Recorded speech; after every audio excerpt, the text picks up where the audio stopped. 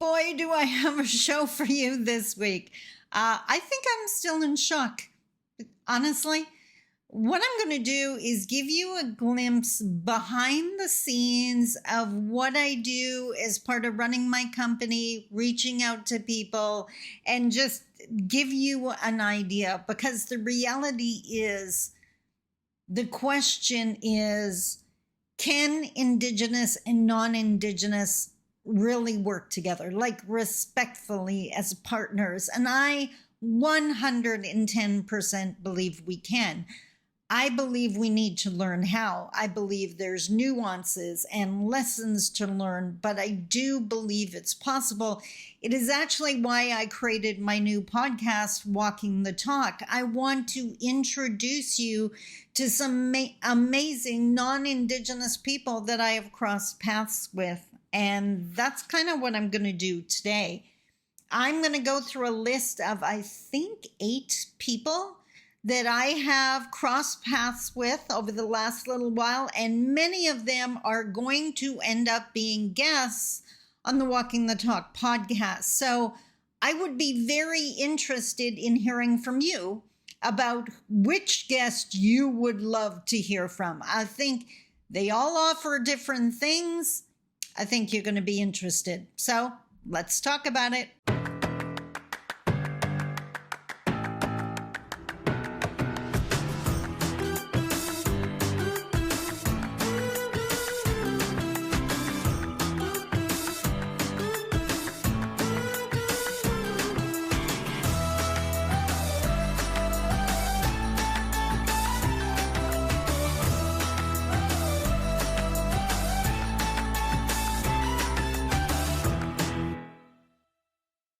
Bonjour. Mishko Pagnon, Queen Adishnakas Mung Nodem. Hi, everybody. My name is Andy Boucher. I'm Red Thunderbolt Woman of the Loon Clan, a proud member of Seine River First Nation in Treaty 3 territory in Northern Ontario. And as I mentioned in the opening, I'm going to introduce you to 8 of the amazing people I have crossed paths with over the last little while. But first, I wanted to explain to you how that happens, because I don't have that much time. So by the way, handy dandy index cards, flashback. So I connected with a company called Impact for Leads. It's actually out of the UK. And what they do, so outside of First Nation communities, so First Nation engagement, empowerment, all of that, I will always do and have always done. But when it comes to non-Indigenous entities, there are 4 groups that I tend to work with, and I just looked at my history to determine this. 16 years gives you a lot of data. So colleges and universities is a huge one. They are trying to get bums in seats. Indigenous population is the only population that is growing, and we have a young population. It's a perfect fit if they learn how to attract and retain Indigenous students. So that's market number 1. Second one, hospitals and clinics. Unfortunately, the Indigenous population tends to be an impoverished population, and that brings with it a lot of health issues. Add to that the complications of different cultural values, like showing up for appointments on time, and it can become a frustrating relationship very quickly. So I work a lot in that sector. The next is municipalities. The Greenstone here in Northern Ontario, the city of Pickering, the city of Barrie. Usually there's an Indigenous community close by, and they've either always had a horrible relationship and want to change that, or they've really never had a relationship and want to change that. So that's always an exciting option. And last but not least, small to medium-sized enterprises, small business. This is one of my favorite groups, because as a small business owner, you create the culture in your organization, in your business, in your store, in your laundromat, whatever it is. if racism exists there, it's because your culture allows it. So, and I love supporting that industry because they want to remain viable. They want to grow, and they don't really care what color you are, just as long as the money's green, right? And that's not a shot. I'm a business owner. I get it. I absolutely get it. But they're willing to learn how to provide great quality service to Indigenous peoples, and that I am definitely going to support. So what I've done, I've hired this company, Impact for Leads, and they reach out to people on LinkedIn, which is my favorite platform because it's business to business. And anyone that's engaged in any one of those 4 industries, and they send out one standard message. So here it is. I wanted to get the wording correct so you know what I'm up to. It says, Sandy Boucher is looking to connect with those interested in learning the nuances and adjustments required to successfully engage with Indigenous people. Would you be open to connecting? So that email, that message on LinkedIn, it's not an actual email, it's in LinkedIn, goes out to all of these people. They send out a lot of connections. And if the person responds with a yes, then it comes to me. From then on, the conversation's with me. And sometimes we've just agreed to connect on LinkedIn, but often they want to have a Zoom call. They want to learn more about my business, and I want to learn more about their business. And that's where these 8 people came from. That was the process of how our paths crossed. So this is who I've met so far, and I think you're going to be as excited as me. Okay, let's get into it here. First, Michelle Bolton, small business owner, and her company is called My 911. I want you to imagine kind of like your health card or your status card, just a card in your wallet, but it has your picture on it. It has your health number. It has health information you choose to show up on your card. So if you're diabetic, you might want that right at the front. If you have a rare blood type, you might want that. If you have high blood pressure, things that could be life-threatening, especially in cases where you're not able to respond or you're unconscious and your caregiver doesn't know the answers. On the back, there is even more information and a QR code that links to the website where all of your health information is. And yes, you put the information in there. So I don't know about you, but trying to remember the names of my medications that are always some ridiculously long, not $15, $20 word that I can never pronounce. If I'm stressed and in a merge or whatever, I'm not remembering that. I might forget I have forgotten that I'm taking a medication at all. And in case they prescribe something, that is really important to know. So the idea is you carry this card, and if you show up in a merge or whatever, you can just hand them the card, they scan the QR code, and they have all the answers to their questions. And if they're resistant to doing that because they don't want to use their personal phone, you use your phone and scan it and just pass it to them. So nothing of importance is forgotten. Now, as always, the whole idea of walking the talk was I was vetting people for you, so I'm actually going to get one of these cards. Now, my concern, I'll be upfront, Indigenous people in healthcare. That's a problematic area. All you got to do is go hang out in the emerge room if you want to hear racial slurs to the nines, and sadly, often it's the nursing staff. Why they think those little areas that are surrounded by curtains are soundproof, I don't know, but I hate going there just because of what I know I'm going to overhear.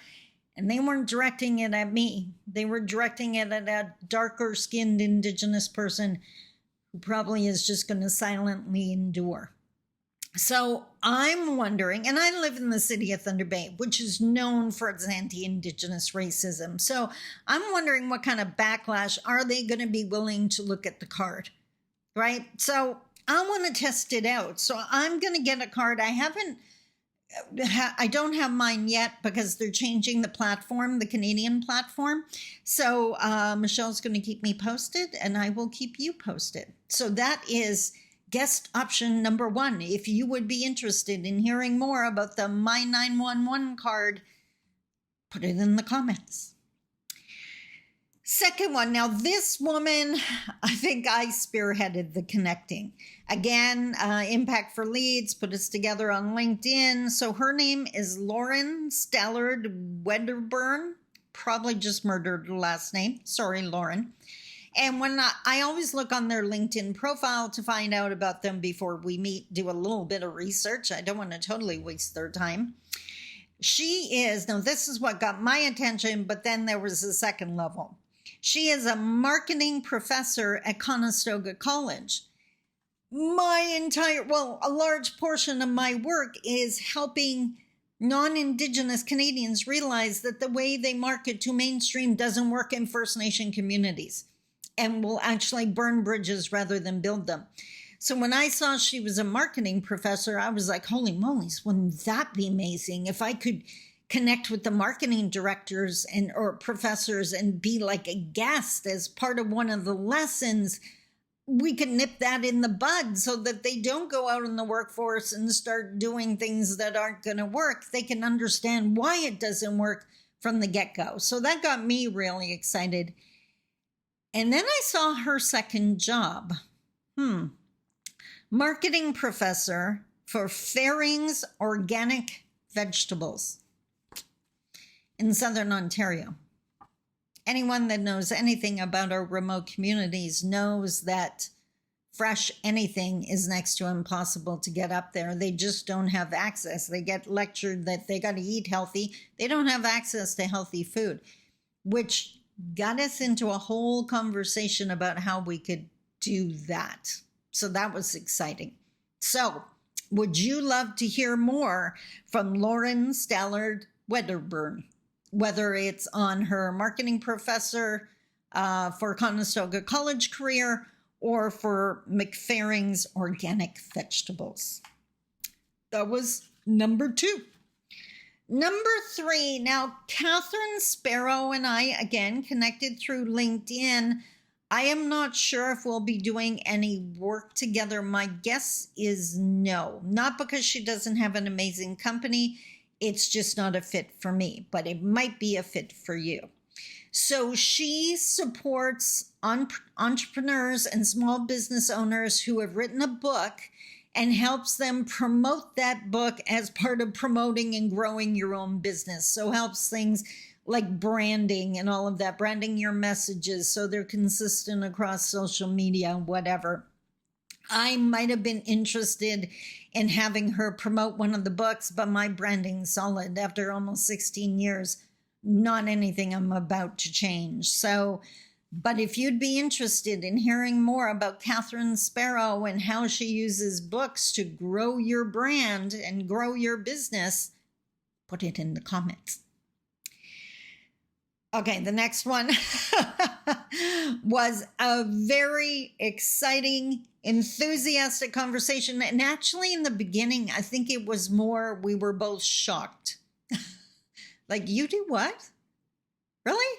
Like, it was it's like running into another puzzle piece that fits perfectly next to you, and you didn't realize there was another puzzle piece that fit perfectly next to you. So if you look up Teresa Bailey's LinkedIn profile, all it says, well, I think it says other things, but the first thing it says is, I train adults with Play-Doh. I'm sorry. I do seminars and workshops.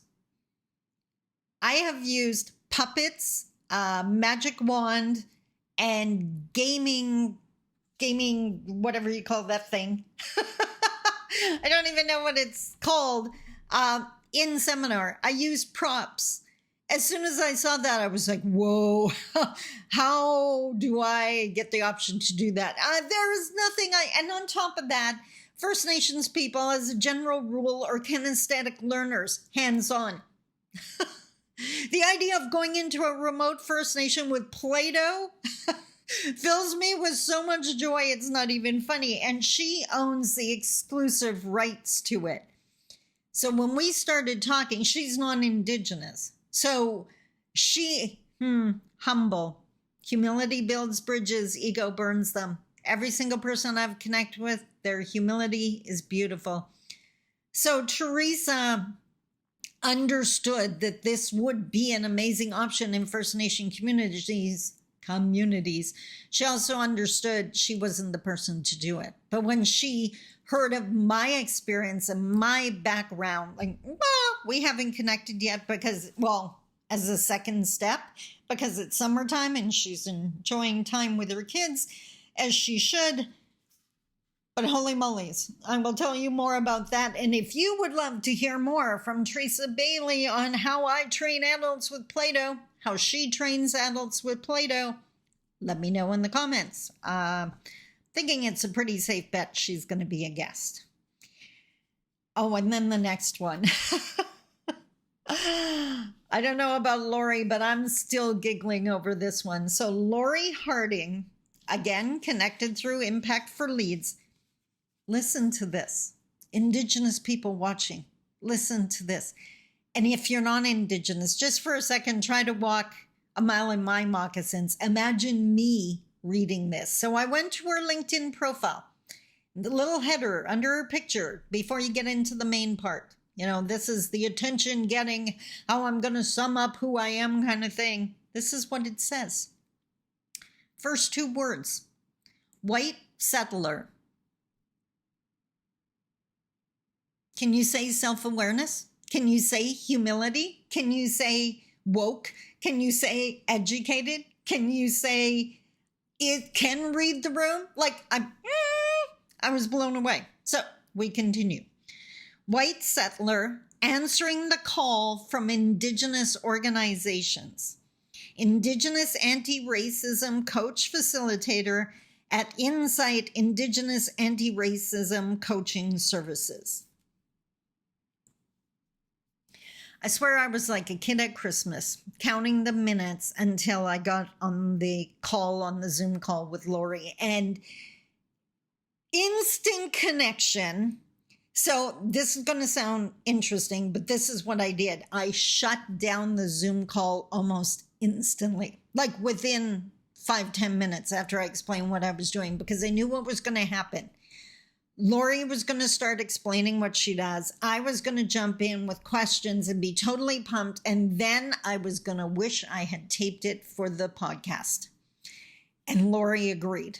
She knew we were going to, and it was going to be phenomenal. So Lori is we're actually taping her episode this week. It's going to be phenomenal. This is, as an Indigenous woman, this is what we need, because there are still non-Indigenous Canadians. I can't even get in the room. They don't want to hear me. A lot of them are scared stiff of me. They think they're going to be attacked.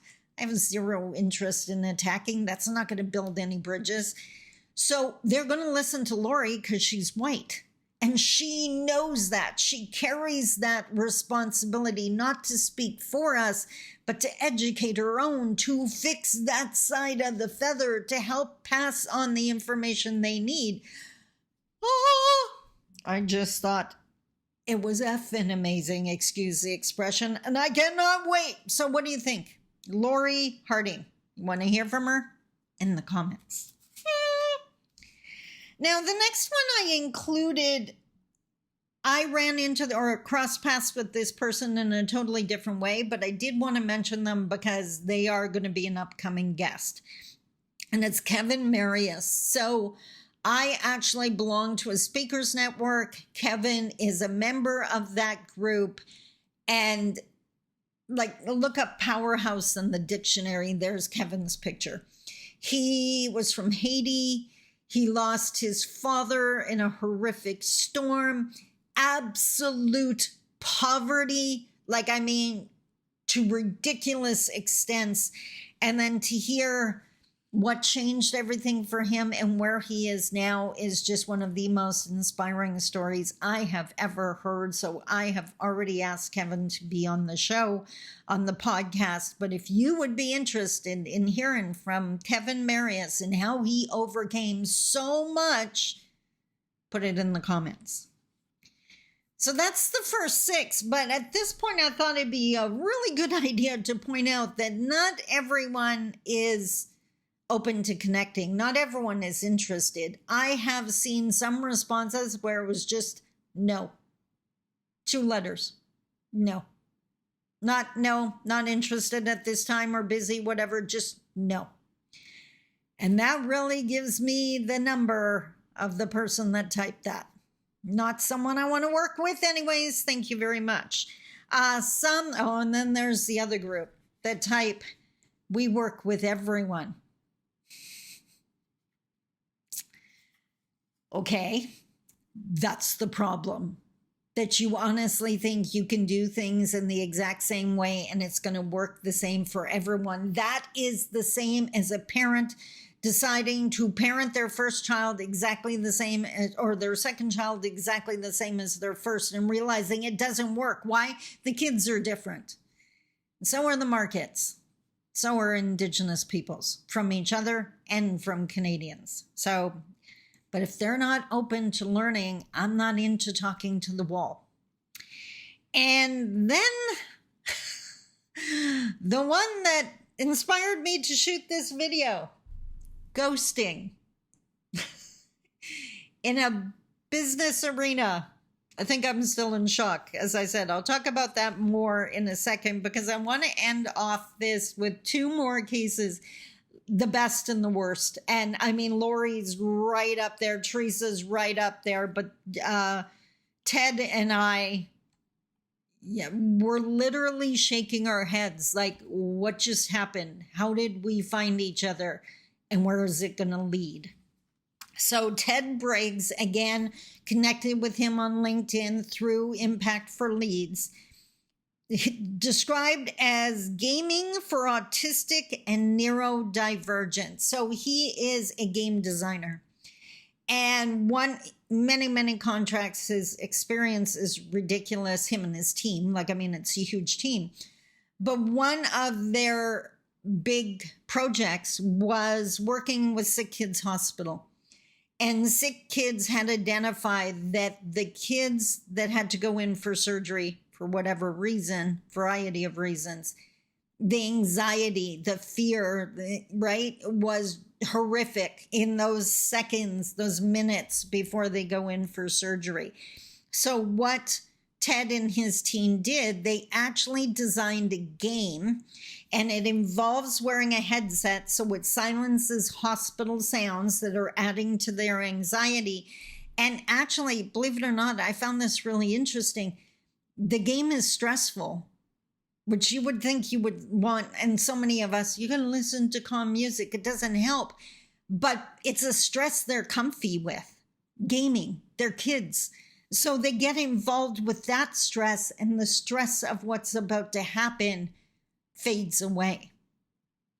Isn't that amazing? And then there was another project. I don't believe it was the same one, but they actually discovered if they get, I think it was calming anxiety before going to like a counseling appointment. And they discovered if they get the kids to play the game every day for 5 days before the appointment, then the anxiety is so much less. So we got off on a tangent, not even, it was right on point, but talking about mental health services in First Nation communities. And we all know how lacking that is. If you don't Google it, it's ridiculous. And where it ended up is not only has this team been so interested in supporting First Nation communities and youth for so long, but again, humble enough to understand they didn't have the worldview to do that. But what they want to do when it is determined what kind of app they need, they actually want to work in community with the youth to design the game. So think about this from the Indigenous youth perspective. Not only do they get the joy and purpose of knowing that their work is going to help other Indigenous youth like themselves, but they're introduced into to one of the most amazing careers that could be out there. So are you as blown away as me? Can you hear those sirens in the background? I don't know what's happening, but something's definitely happening. So Ted Briggs, Gaming for Autistic and Neurodivergent. Would you be interested in hearing from Ted? I'm thinking you might be. Comments below. Then last but not least, yeah, we're going to call him Andre the Ghost. So I'm just going to walk you through what happened, and you can tell me how weird you think this is in the comments. So again, connected to through Impact for Leads, and it was AI to support resiliency and healing and mental health. So again, it was a mental health aspect. It went so well with Ted. So I was very interested in speaking to Andre. So we decided to do a Zoom meeting. I actually used his link to book the meeting, and all was good. The day before that meeting, Andre messaged me on LinkedIn and said something came up and he had to go out of town and he was so apologetic, but could we please reschedule? Of course, 100%. Life happens. I'm a Anishinaabe. I totally support that. I am not driven by the clock. So we agreed to reschedule. He rescheduled right away. To his credit, he picked another date. I had sent him my link and everything was amazing. And then it comes to the date that we had scheduled the second meeting. And anyone who knows anything about Zoom, in the calendar invite is the link to get into the Zoom room. And as I was preparing for our meeting, I realized that his meeting invite, oh no, he had used his, but there was no link, right? So it was like, well, I don't understand. So I messaged him on LinkedIn and said, there's no link, like I need to get in. So right away, almost right away, like within minutes, he sent me the link. So I was like, awesome. So now we're all good. And the meeting was in about an hour after that. So came time for the meeting. I went into the Zoom room and I waited and I waited and I waited. I didn't want to be rude, wanted to be patient, waiting. So after 10 minutes, I sent him a polite message on LinkedIn and said, are you able to join me or do you need to reschedule again? I know things were kind of upside down for you. Very apologetically, he came back. Oh my God, I am so sorry. I'm paraphrasing, by the way, but 5 minutes. Can I have 5 minutes? Absolutely, you can. So I wait another 10 minutes. What? So I go back to LinkedIn to message him again. And are you ready for it? His LinkedIn profile is gone. I couldn't figure out why I couldn't see his little icon, his little avatar, his face by his name anymore. And why instead of his name, it just said LinkedIn user. And then the words, this profile no longer exists. So because I had looked up his information to prepare for the meeting, I went and looked for his website, and it's just the Holder website, coming soon. So that may have always been like that. I didn't look at it before then, but no website, no LinkedIn profile. And then, by the way, there is one other thing that happened. After we had rescheduled. So we had booked the second meeting, but hadn't had it yet. I got a random email from him sending me an NDA, a non-disclosure agreement, confidentiality agreement, that before the meeting, he wanted me to sign this. So I messaged him and said, why? We're just having a, hi, who are you? What do you do? I don't want industry secrets. So he apologized and said, just ignore it. But after his LinkedIn profile disappeared, I got the email that the NDA had been canceled. WTF. So Andre is not an option. He's not going to be a guest. So there you have it, guys. That's the behind the scenes. That's a whole bunch of index cards. What do you think? Aren't you excited about upcoming events? And who do you want to see first? Let me know. I'll see you next time. I love you. Bye-bye.